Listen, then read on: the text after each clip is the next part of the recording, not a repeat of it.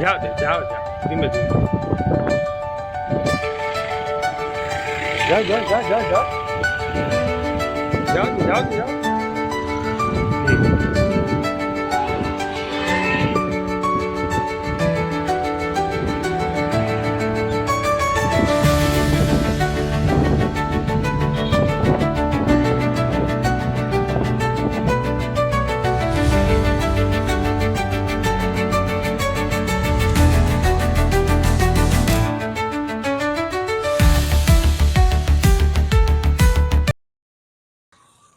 આપણે આ બેન ભાવનગરથી પગપાળા દ્વારકા માટે જવા માટે નીકળ્યા છે ત્યારે માંગરોળના બાયપાસ ઉપર જ્યારે પહોંચ્યા છે રાતનો વિશ્રામ લીધો છે જ્યાં ગુરુકૃપો પેડાવાળા તીર્થભાઈને ત્યાં અને અત્યારે સાંજે 6:30 આસપાસ તેઓ હાલીને હવે જવા માટે નીકળે છે ખરેખર અતૂટ શ્રદ્ધા છે એમનો વિશ્વાસ છે જેવો ભાવનગરથી દ્વારકા એટલે આશરે 15 દિવસ જેવું ટાઈમ લેશે પણ એક છોકરી છે હોવાના નાતે પણ કૃષ્ણ વિશે અતૂટ શ્રદ્ધા છે ભેગો કાનુડાને જ લીધો છે એટલે ભગવાન દ્વારકાધીશ અને સુદામાની મિત્રતાની વાતો કરી એટલી ઓછી કહેવાય છે એ અતૂટ પ્રેમ છે અતૂટ વિશ્વાસ છે શ્રદ્ધા છે મનમાં ત્યારે આજે જવા માટે નીકળે છે તો આપણે બે શબ્દ બેનના પણ સાંભળીએ તો આપણું બેન નામ શું છે? મારું નામ પલ વિનોદરાય જોશી છે અને હું ભાવનગરની રહેવાસી છું. અને તમે કેટલા દિવસ થયા છે અત્યારે? આજે અમારો 12મો દિવસ છે. આજે 12મો દિવસ છે અને હવે દ્વારકા તરફ જવાના છે તો તમે યુવાનો અને હરેક લોકોને શું મેસેજ દેવા માંગો છો કે શ્રદ્ધા વિશે કે ભાઈ કાનાની શું શ્રદ્ધા છે એનો શું વિશ્વાસ છે કે જ્યારે દ્વારકામાં જેમ કહે છે કે પગ મૂકીએ છે ને એકાદું આહુડું પડી જાય તો માંગો 20 અને આપે 30 એ દ્વારકાધીશની અપરંપાર એમની લીલા છે એમના આશીર્વાદ અતૂટ છે તો શું કહેવા માંગશો? એમાં એવું છે કે અમે લોકો ભાવનગરની અંદર એક વૃદ્ધાશ્રમ બનાવેલો છે અને આગળની પૂનમની અંદર હું દ્વારકાધીશના મંદિરે એક પૂનમ ભરવા આવેલી અને જ્યારે આપણે કોઈ પણ કાર્ય કરીએ છીએ તો ગવર્મેન્ટ અપ્રુવેટ લેવું એક ફરજિયાત થઈ ગયું છે. ત્યારે દ્વારકાની ધરતી ઉપર જ્યારે હતી ત્યારે ગવર્મેન્ટ અપ્રુવેટની અંદર આરાધ્યા જે અમે વૃદ્ધાશ્રમનું નામ આપ્યું છે એ મારી ભત્રીજી છે અને આરાધ્યા વૃદ્ધાશ્રમનું નામ ગવર્મેન્ટ અપ્રુવેટ નહીં કરતી હતી ત્યારે દ્વારકાની ધરતી ઉપર એક ભગવાન દ્વારકાધીશને એક ઠપકો આપ્યો કે તમારી જ્યારે શ્રદ્ધા છે એટલો વિશ્વાસ છે ત્યારે અમે જ્યારે તમારી પૂનમ ભરતા હોઈએ છીએ ત્યારે તમને કેમ આવા વિઘ્નો ઊભા કરો છો ને હું જ્યાં મારા ઘર સુધી પહોંચું ત્યાં સુધી અંદર તમે આ જે આરાધ્ય વૃદ્ધાશ્રમ નામ આપ્યું છે એને સબમિટ મારી દેજો અને જો એ કામ થઈ જશે તો હું કોઈ પણ ટાઈમ નહીં જો કોઈ પણ સમય નહીં જો ને હું તમારે ત્યાં મારા માધવ જે હું એક રાખું છું મારા ઘરે અને જે વાલને પ્રેમ એથી હું જે ઉછરું છું એને લઈને તમારે ત્યાં પગપાળા આવી જાય છે અને દ્વારકાધીશની કૃપા એટલી થઈ કે ભાઈ ઘરે તો ઠીક પણ મંદિરનો ગેટ પાર નહીં કર્યું ત્યાં પાછું ગવર્મેન્ટ અપ્રુવેટ થઈ ગયું એટલે મારા દ્વારકાધીશ ઉપરની જે અતૂટ શ્રદ્ધા ને મારો માધવ જો મારી સાથે હોય તો પછી કશું કહેવાનું રહેતું જ નથી એટલે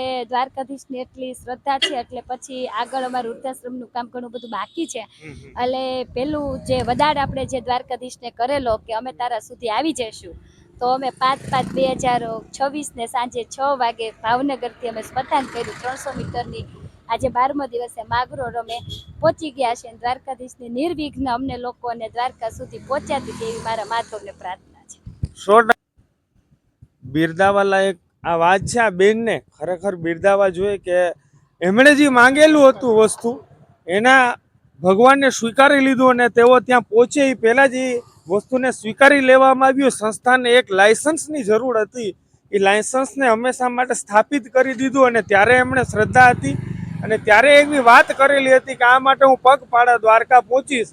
એ દ્વારકા માટે એમના વચને બંધાયેલા હતા એ વચનથી બંધાય અને તેઓ આજે નીકળી પડ્યા છે અને ત્યાં પહોંચવાના છે. એમના આશીર્વાદ આપણા સૌના આશીર્વાદ અને લાગણી બેનને કે સહી સલામત સરસ રીતના તેઓ ત્યાં એમના મિશન ઉપર જાય અને એમને આ શ્રદ્ધાને અતૂટ રાખે અને હરેક યુવાનોને પ્રેરણા સ્ત્રોત પણ બને કે આવી વાતો જે ભગવાનને આજની તારીખમાં કૃષ્ણને તમે એટલું માનો દિલથી માનો તો કહે જ છે ને કૃષ્ણ સદાય સહાય.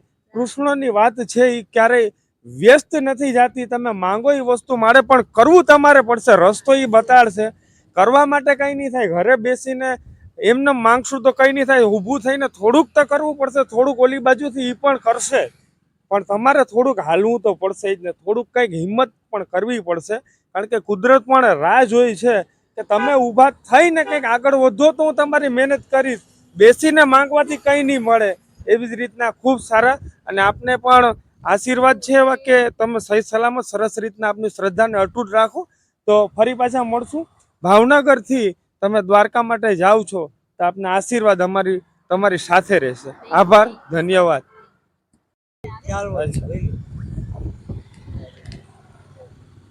અને આ પેટી Dwarkadhish team JPR music present. ब्राह्मण शास्त्र में भी रुचि रखते हैं और शस्त्र में भी, क्योंकि परशुराम भी हम हैं और रावण भी। महादेव हर।